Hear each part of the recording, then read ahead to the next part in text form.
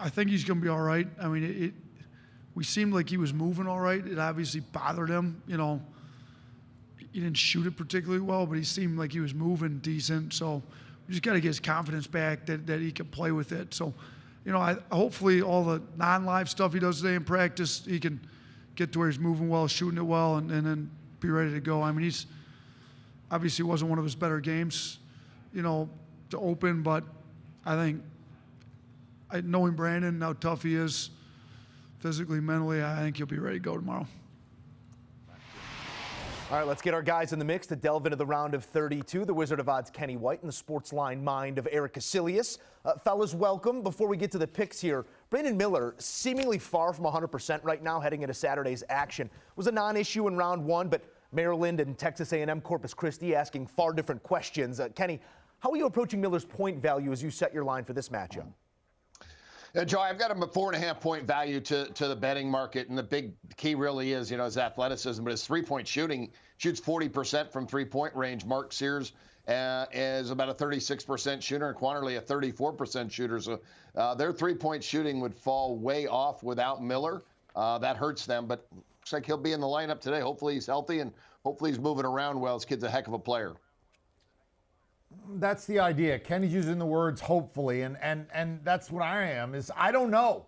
And anybody who says they know about Brandon Miller, well, they're lying to you, because even the coach doesn't know. And the coach actually, you know, he starts changing his adjectives as he starts describing it. It's like when someone asks you about a restaurant or a movie and you go, it was great.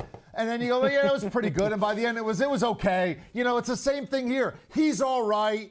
Well, he was bothered by it. Well, it's decent. Well, I guess he's going to try to give it a go. I have no idea what to expect. I know this. He didn't have a point in their first game. And while they didn't need him, he also didn't have a point in their first game. So I don't know what to make of the Brandon Miller. I don't know how I'm supposed to mark or evaluate him when really nobody knows. The only thing we do know is he's not 100%. Good points. All the speculation about Miller, EK, sets up the actual bottom line, though, for the Tide and the Terps. We have the 1 seed and the 8 seed. You add those numbers together, you get the spread. Bama favored by 9, and the point total is 143.5. EK, what direction do you like here? I think the only way you can go is after the total, because you don't know how Brandon Miller is going to affect it. I mean, Kenny's right. I mean, this is a guy that's basically 2 or 2+ possessions worth to the spread, and I can't evaluate, you know, that much of a 9-point swing, 4.5 either way, based if he's 100% versus not quite right. So I'm going to go after the total, and I think there's going to have to be an adjustment. Everybody is going to have to feel each other out. How much does he have? What does it mean for the other guys? What does Maryland do? Maryland will give you a drought now and again. So I'm going to go under in this game. I would go first half under 68.5, and I would go game under 143.5.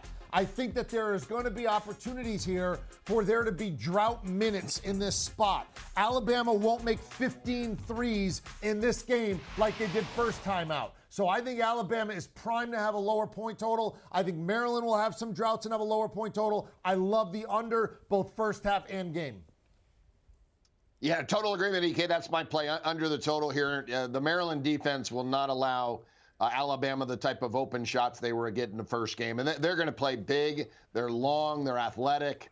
This is a good Alabama team. They force teams deep into the shot clock. Number 362 out of 363, second most in the country of forcing teams late in the shot clock. They also are very methodical on offense. That's the way Kevin Willard has played his entire life, his coach's entire life. And methodical offense, work for good shots, and force the other team to take bad shots. And Alabama's defense has been tremendous all year, and that's not going to back down with or without Miller in the lineup. That defense is still really good. So, yeah, I see some definite value here. My model has this total at 138. Before we move on from this one, guys, a nugget to consider. Since Nate Oates took over at Alabama 4 years ago, the Tide are just 1-4 against the spread in all NCAA tournament games. Bama is giving 9 points to Maryland tonight in a game that tips at 9:40 Eastern.